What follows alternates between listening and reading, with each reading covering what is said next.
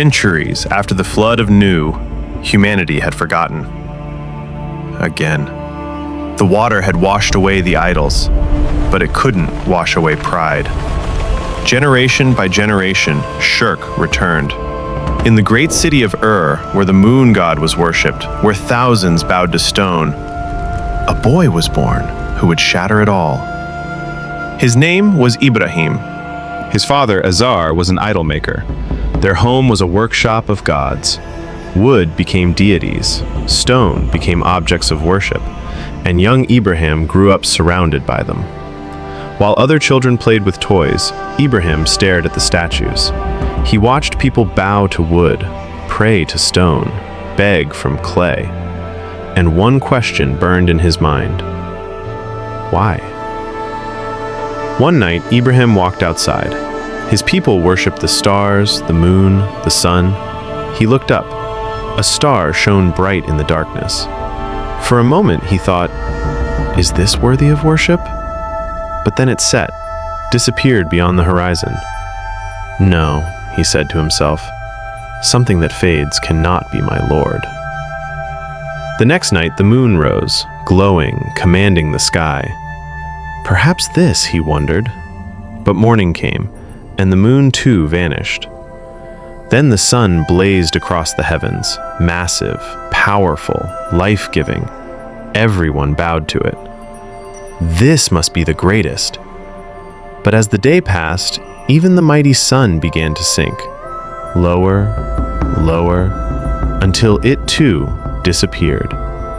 And in that moment, Ibrahim understood. These were not gods. They moved, they obeyed, they followed a path they did not choose. Someone created them. Someone commanded them. Someone made them rise and set. His heart spoke what his mind concluded. There is one, above all, beyond all, the creator of everything. And it was then, when his heart reached the truth through reason, that revelation came to him. Allah chose him as a prophet, and Ibrahim declared, "I have turned my face toward the one who created the heavens and earth, inclining toward truth, and I am not among those who associate others with him." His heart was certain, but his city was not. Ibrahim tried talking to them. He went to his father. "Why do you worship what cannot hear or see or help you?" Azar's face turned red with anger. "Do you reject our gods, Ibrahim? If you don't stop, I will stone you." He went to the people. "These idols you carve with your own hands, how can they be gods?" They laughed at him, mocked him, dismissed him. Words were not enough. They needed to see. And Ibrahim made a plan. The annual festival was coming, the greatest celebration in Ur. Everyone would leave the city to worship at the grand temple outside the walls. The elders invited Ibrahim. "Will you join us?" Ibrahim looked at them and said, "I am sick." They shrugged and left. The entire city emptied. The streets fell silent. And Ibrahim walked toward the temple.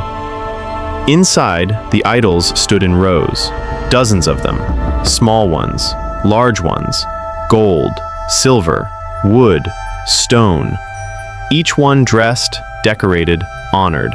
Offerings laid at their feet, fruits, bread, incense. Ibrahim stood in the doorway. For a moment, he just looked. Then he picked up an axe, and he began. The sound of wood splintering echoed through the temple.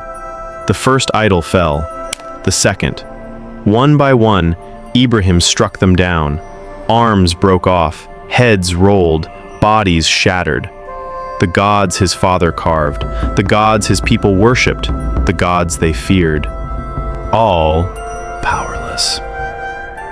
When he was done, the temple floor was covered in broken pieces. But Ibrahim left one standing, the largest idol, and he hung the axe around its neck. Then he walked out. When the people returned from the festival, they ran to the temple, and they saw devastation. Their gods destroyed. Screams filled the air. "Who did this? Who dared?" Someone shouted. "There is a boy, Ibrahim, who speaks against them." The crowd roared. "Bring him!" They dragged Ibrahim before the chiefs and priests. The high priest's voice shook with rage. "Did you do this to our gods, Ibrahim?" Ibrahim looked at him calmly. "Ask them. Ask the big one. Perhaps he did it." The crowd fell silent. Then someone muttered, "You know they cannot speak." And Ibrahim's voice cut through like a blade. "Then why do you worship what cannot speak? What cannot defend itself? What cannot even answer when you ask? Do you not use reason?" The crowd erupted. Shame turned to fury. They couldn't argue with his logic. So they did what people do when truth exposes them. They chose violence. The chiefs shouted, "Burn him! If you truly honor your gods, burn him alive!" The crowd roared in agreement, and Ibrahim said nothing. They began building, not just a fire, a furnace, massive, towering, fed with wood for days. The flames grew so hot, birds flying overhead fell from the sky. People couldn't get close without burning. They built a catapult to throw him in from a distance. The whole city gathered to watch. Azar stood in the crowd, his son about to die, and he said nothing. They bound Ibrahim's hands and feet, placed him on the catapult. The priests chanted. The crowd screamed. The fire roared. Ibrahim looked up at the sky, not with fear, with trust. And then they released. Ibrahim flew through the air, into the inferno. The crowd held its breath, waiting to hear him scream, waiting for the smell of burning flesh.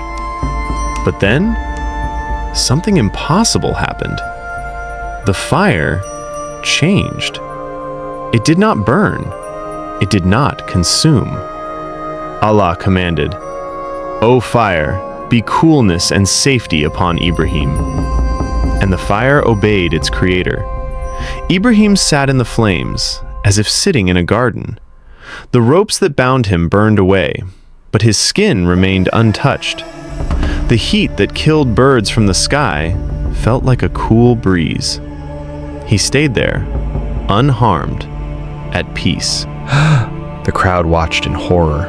Their fire, meant to prove their god's power, had proven their powerlessness. The priest stood frozen. Azar's face went pale. When Ibrahim finally walked out of the flames, not a hair on his head was singed, not a thread of his clothes was burned.